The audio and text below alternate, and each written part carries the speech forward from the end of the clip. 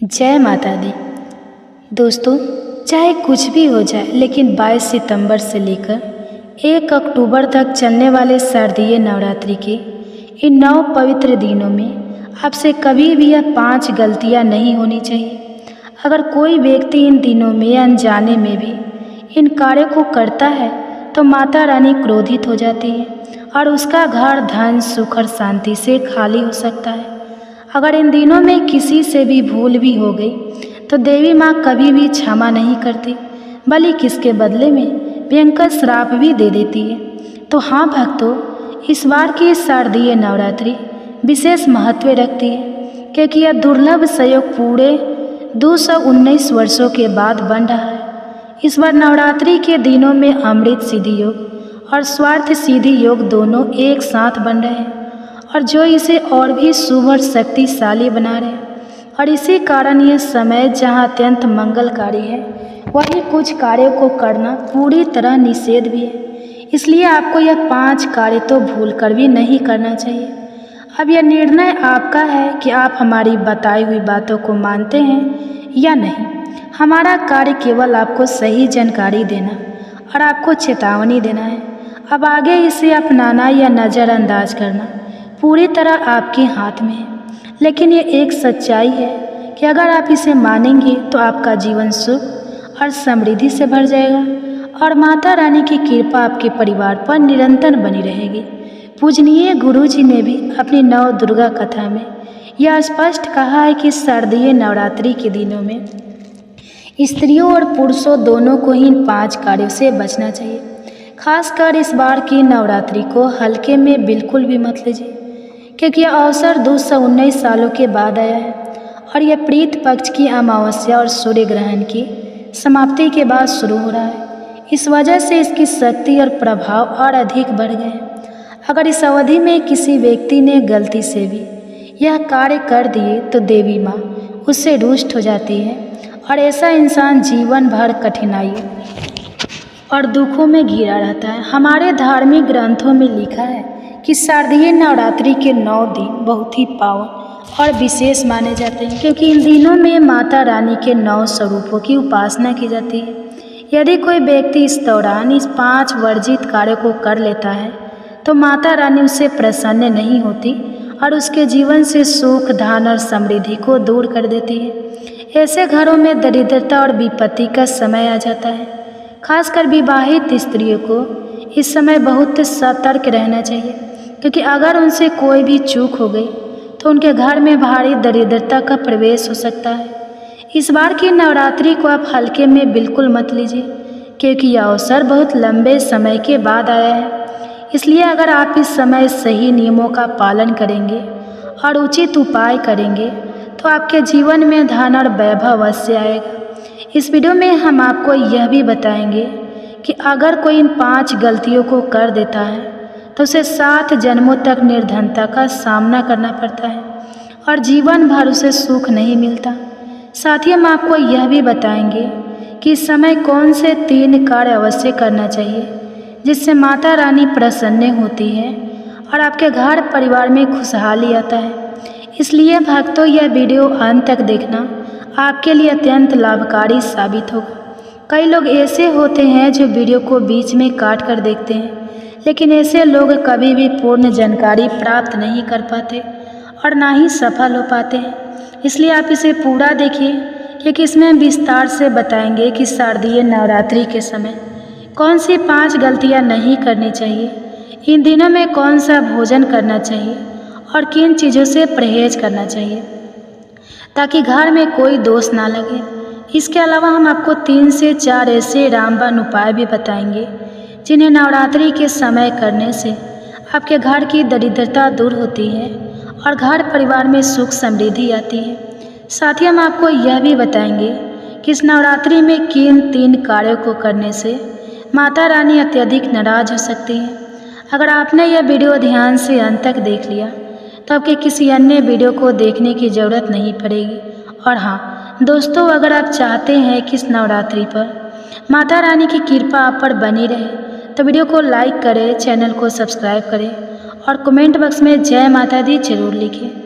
दोस्तों, गुरु जी हमेशा यही समझाते हैं कि शारदीय नवरात्रि का समय माता रानी को प्रसन्न करने का होता है। यह समय केवल पूजा पाठ, जाप, तप, ध्यान और व्रत करने का माना गया है। लेकिन अगर इस पावन काल में कोई भी व्यक्ति 5 बड़ी भूल कर देता है तो देवी माँ रुष्ट हो जाती है और परिवार से सुख, शांति और समृद्धि धीरे धीरे दूर हो जाती है।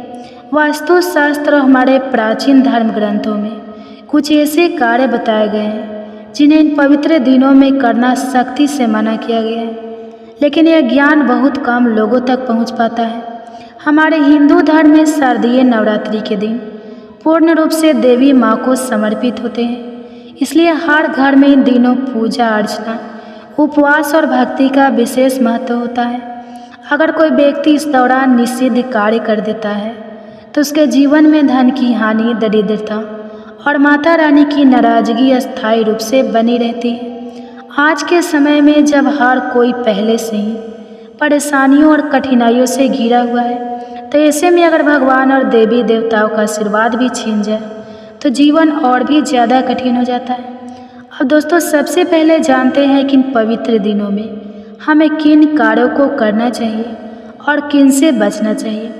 हमारे धर्म ग्रंथों और पुराणों में साफ साफ लिखा है कि सभी तिथियों में शारदीय नवरात्रि सबसे श्रेष्ठ और सबसे पावन मानी जाती है। यह 9 दिन माता रानी के 9 स्वरूपों की साधना और उपासना के लिए माने गए हैं। इस दौरान किए गया व्रत, जप, ध्यान और तप कभी व्यर्थ नहीं जाता, बल्कि इसका पुण्य जीवन भर व्यक्ति को शुभ फल देता है। इस पावन समय में कुछ ऐसे कार्य बताए गए हैं जो पूरी तरह निषिद्ध हैं, और अगर कोई इंसान उन्हें करता है तो उसे बड़े संकट और कष्टों का सामना करना पड़ सकता है। यहाँ तक कि माता लक्ष्मी की कृपा भी उससे दूर हो जाती है। अब भक्तों, सबसे पहले बड़ी गलती के बारे में जान लेते हैं। शास्त्रों में कहा गया है कि नवरात्रि का समय स्वयं देवी माँ का समय होता है। अगर इस दौरान कोई व्यक्ति मांसाहार करता है या शराब का सेवन करता है तो व्यक्ति 7 जन्मों तक वंश से वंचित रह सकता है और उसके जीवन में आग समेत दुखद घटनाएं घट सकती हैं। इसलिए नवरात्रि के दिनों में न केवल स्त्रियां बल्कि पुरुषों को भी तामसिक चीज़ों का प्रयोग नहीं करना चाहिए और ना ही अपने परिवार के किसी भी सदस्य को करने देना चाहिए। इस दौरान केवल सात्विक भोजन करना चाहिए और पूरी कोशिश करनी चाहिए कि जीवन भी सात्विक रहे। दूसरी बात यह है कि शारदीय नवरात्रि में काले रंग के वस्त्र पहनने से बचना चाहिए। काला रंग हमेशा से नकारात्मक ऊर्जा और तामसिक प्रवृत्ति का प्रतीक माना गया है। इसलिए इस पावन समय में हल्के और शुद्ध रंग जैसे सफ़ेद, पीला, हरा या गुलाबी वस्त्र पहनना चाहिए, सबसे शुभ माना जाता है। यह रंग सकारात्मक ऊर्जा को आकर्षित करते हैं और पूजा पाठ के प्रभाव को कई गुना बढ़ा देते हैं। माता रानी का ध्यान करते समय हल्के रंग के वस्त्र पहनना सर्वोत्तम माना गया है। तीसरी बात, नवरात्रि के इन दिनों में देर तक सोना और सुबह देर से उठना भी अशुभ माना गया है। यह समय तपस्या और जागरण का होता है। भक्तों को चाहिए कि वे प्रातः काल सूर्योदय से पहले उठे, स्नान करें, घर की सफाई करें और माता रानी की पूजा प्रारंभ करें। देर से उठने से शरीर में आलस है और मन में विचलन आ जाता है, जिससे ध्यान और पूजा का प्रभाव कम हो जाता है। चौथी गलती यह है कि इस समय बाल और नाखून काटने से भी परहेज करना चाहिए। नवरात्रि का समय पूरी तरह पवित्रता और साधना का होता है और इस दौरान शरीर को अपवित्र करना उचित नहीं माना गया है। धर्म ग्रंथों में कहा गया है कि इन दिनों शरीर के किसी भी अंग की कटाई या सफाई से बचना चाहिए और पूरे श्रद्धा भाव से माता रानी की उपासना करनी चाहिए। पांचवी बात, गुरु जी कहते हैं कि नवरात्रि के दान पुण्य करना बहुत शुभ होता है, लेकिन कुछ चीज़ों का दान इस समय करना सख्त माना है। खास तौर पर इन 9 दिनों में भूल कर भी किसी को सरसों का तेल, लोहे की वस्तु या लोहे से बनी कोई भी चीज़ें दान नहीं करनी चाहिए। शास्त्रों में लिखा है कि सरसों के तेल का दान करने से शनि ग्रह का प्रभाव कमज़ोर हो जाता है और जीवन में भौतिक सुखों की कमी आने लगती है। प्याज और लहसुन जैसी तामसिक चीज़ों का दान भी इस समय वर्जित माना गया है, क्योंकि इससे शुक्र ग्रह और लक्ष्मी माँ का प्रभाव कमज़ोर हो जाता है। भक्तों, एक और बहुत बड़ी गलती जो नवरात्रि में नहीं करनी चाहिए वह यह है कि घर के मुख्य द्वार पर कभी भी झाड़ू, जूते या चप्पल ना रखें। शास्त्रों में कहा गया है कि अगर मुख्य दरवाजे पर गंदगी, झाड़ू या चप्पल रख दिए जाए तो लक्ष्मी माँ तुरंत लौट जाती है और घर में दरिद्रता का वास हो जाता है। इसलिए इस समय घर के मुख्य द्वार को स्वच्छ और सुंदर बनाए रखना चाहिए और वहाँ किसी प्रकार की अशुद्धि नहीं रखनी चाहिए। इसके अलावा आपने देखा होगा कि बहुत से लोग अपने मुख्य द्वार पर नींबू और हरी मिर्च लटकाते हैं। इसका कारण यह है कि यह तीनों चीज़ें नकारात्मक ऊर्जा और दरिद्रता को रोकती है। जब यह घर के दरवाजे पर होती है तो कोई भी नकारात्मक शक्ति घर के अंदर प्रवेश नहीं कर पाती। इसलिए नवरात्रि के दिनों में इस परंपरा का पालन करना अत्यंत शुभ माना गया है। एक और बात जिस पर विशेष ध्यान देना चाहिए वह यह है कि घर में हमेशा महिलाओं और बुजुर्गों का सम्मान करना चाहिए।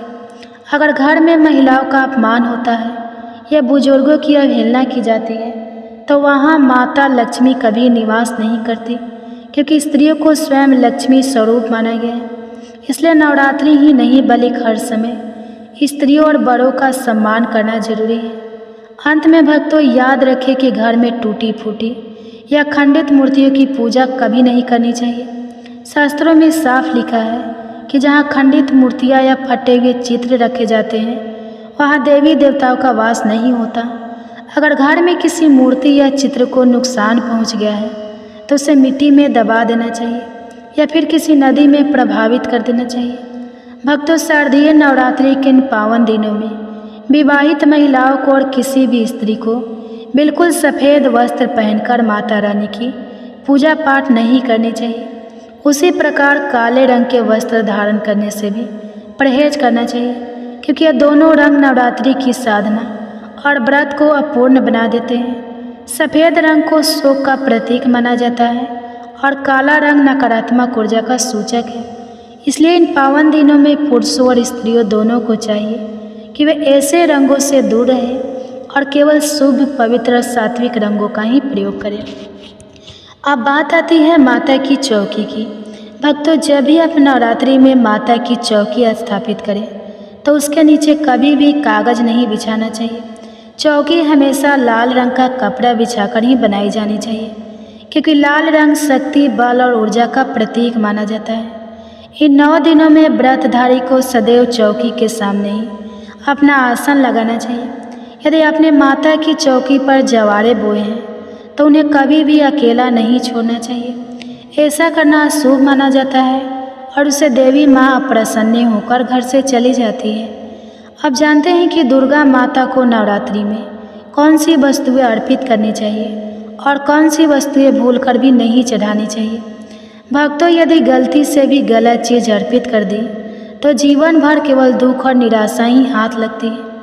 सबसे पहले नारियल की बात करते हैं। हमारे हिंदू धर्म में नारियल को सुख, समृद्धि, श्रद्धा और धन का प्रतीक माना गया है। इसे श्रीफल भी कहा जाता है और हर मांगलिक कार्य में इसका विशेष महत्व होता है। खासकर कलश स्थापना में नारियल का प्रयोग अनिवार्य माना गया है। भक्तों, ध्यान रखिए, नारियल कई प्रकार का होता है। एक हरा नारियल और दूसरा सूखा नारियल जिसमें पानी भरा रहता है। नवरात्रि की पूजा और कलश स्थापना के लिए हमेशा पानी वाला और जाटा सहित नारियल ही अर्पित करें। नारियल साबुत होना चाहिए। टूटा या चटका हुआ नारियल कभी नहीं रखना चाहिए, क्योंकि साबुत नारियल पूर्णता और पवित्रता का प्रतीक है। नारियल को कलश पर हमेशा लेटा कर ही रखा जाता है, उसे खड़ा करके नहीं। और स्थापित करने से पहले नारियल को लाल कपड़े में लपेटना चाहिए। शास्त्रों में कहा गया है कि जब सही नारियल सही विधि से स्थापित किया जाता है तभी पूजा और व्रत का संपूर्ण फल मिलता है। याद रखिए, महिलाएं दुर्गा माता को नारियल चढ़ा सकती हैं, लेकिन भूल कर भी उनके सामने नारियल तोड़ना नहीं चाहिए।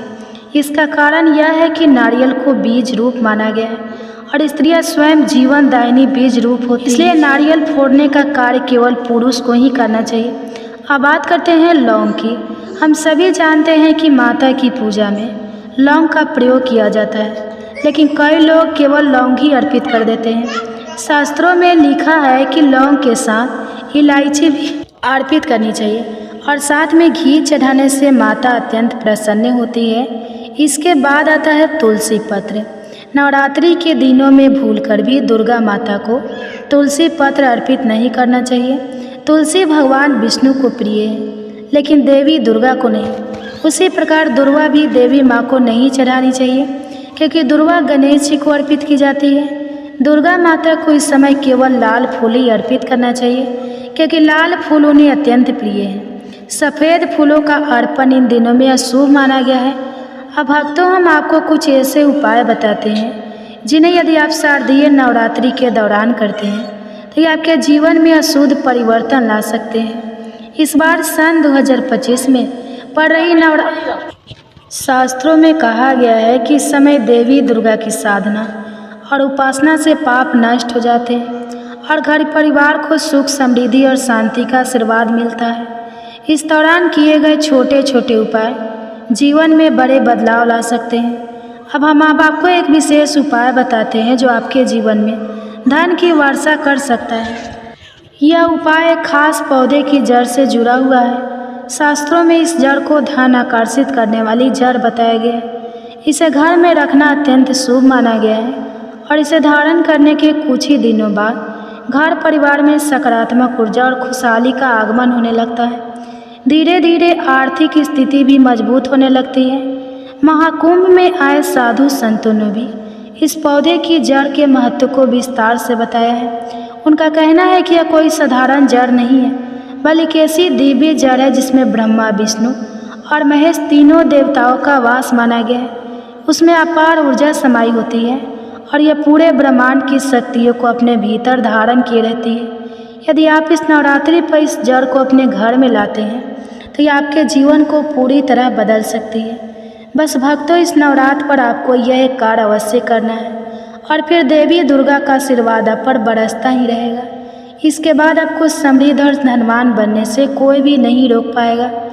आगे हम बताएंगे कि इस पौधे की जड़ को किस प्रकार धारण करना चाहिए और यह कौन सा पौधा है। लेकिन उससे पहले आपसे एक छोटी सी प्रार्थना है कि इस वीडियो को बनाने और साधु संतों से जानकारी जुटाने में हमारी पूरी टीम ने बहुत मेहनत की है। इसलिए कृपया इस वीडियो को लाइक करें और कमेंट्स में जय माता दी लिखकर देवी माँ का आशीर्वाद प्राप्त करें। भक्तों, यह पौधा इतना विलक्षण और अद्भुत माना गया है कि हमारे प्राचीन धर्म ग्रंथों में इसके गुणों और महत्व का विस्तार से वर्णन मिलता है। पुराने ज़माने में लोग इस पौधे की शक्ति और प्रभाव को अच्छे से जानते थे।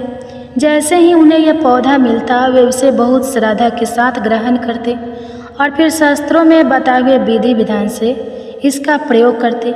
धार्मिक मान्यता है कि यदि कोई व्यक्ति शारदीय नवरात्रि के पावन अवसर पर इस पौधे की जड़ को धारण करता है तो यह पौधा उसके पितरों का आशीर्वाद लेकर आता है और उसके जीवन में सुख, समृद्धि, धन और शांति का स्थायी निवास करता है। अब दोस्तों, आप में से बहुत से लोग इस पौधे को अपामार्ग या चिरचिरा के नाम से भी जानते होंगे। यह पौधा अपने आप में अत्यंत प्रभावशाली माना जाता है और खासकर लक्ष्मी प्राप्ति के लिए इसका महत्व और भी अधिक बढ़ जाता है। इस पौधे के तने, पत्तों, फलों और जड़ों में स्वयं ब्रह्मा, विष्णु और महेश तीनों देवताओं का वास बताया गया है। यदि कोई व्यक्ति इसे शुद्ध भाव से और सही तरीके से प्रयोग करता है तो निश्चय ही उस पर माता दुर्गा की विशेष कृपा बरसती है। यह पौधा सामान्य रूप से आपके आसपास भी मिल सकता है और इसे जीवन की कठिनाइयों को दूर करने वाला तथा समस्याओं को हल करने वाला माना गया है। हम आपको इसके पत्ते, पत्तों, बीजों, फूलों और जड़ों से जुड़ी पूरी जानकारी देंगे ताकि आप सही ढंग से इसका प्रयोग कर सकें और इसके चमत्कारी लाभ पा सकें। भक्तों, यदि आपके जीवन में लगातार परेशानियां बनी रहती हैं, बार बार धन की कमी होती है या परिवार में कलह का माहौल रहता है तो इस पौधे की जड़ का उपाय आपको राहत दे सकता है। खास तौर पर यह आपके स्वास्थ्य से जुड़ी कठिनाइयों को भी दूर करने में मदद करता है। यह कोई नया ज्ञान नहीं, बल्कि हमारे आसपास के बड़े बुजुर्ग पहले से इस पौधे के महत्व को जानते थे और इसके लाभों को अनुभव कर चुके थे। भक्तों, यह पौधा इसलिए भी विशेष माना जाता है क्योंकि इसमें सभी देवताओं का वास बताया गया है। यदि कोई व्यक्ति शनि की 7.5 से पीड़ित है तो यह पौधा उसके लिए वरदान बन सकता है, क्योंकि शनि ग्रह के दुष्प्रभाव को कम करने में सहायक माना गया है। अब जानते हैं उस खास तांत्रिक उपाय के बारे में जो आपके जीवन को पूरी तरह बदल सकता है। शास्त्रों में उल्लेख है कि यदि कोई व्यक्ति शारदीय नवरात्रि के पावन समय पर लाल अपामार्ग की जड़ को चांदी की तमीज में रखकर धारण करता है तो उसे वाक सिद्धि की प्राप्ति होती है। इसका सीधा अर्थ यह है कि वह जो भी बोलेगा वह सच साबित होगा। हाँ दोस्तों, अगर नवरात्रि के दौरान आपने इस पौधे की जड़ को अपने पास रख लिया तो आपकी वाणी पर माता सरस्वती का वास हो जाएगा और आपके वचन साकार हो जाएंगे। इसके अलावा अपामार्ग की जड़ का नवरात्रि के 9 दिनों तक विधि पूर्वक पूजन करने और मंत्रों से अभिमंत्रित करके इसे हाथ में बांध लेने से भी व्यक्ति को बड़ी से बड़ी समस्या से मुक्ति मिलती है और जीवन में सुख, शांति और समृद्धि का आगमन होता है। एक और महत्वपूर्ण बात यह है कि इस पौधे को घर में लगाना भी अत्यंत शुभ माना गया है। अपामार्ग या चिड़चिड़ा पौधा घर के वातावरण को शुद्ध करता है और साथ ही धन, सुख और ऐश्वर्य को आकर्षित करता है।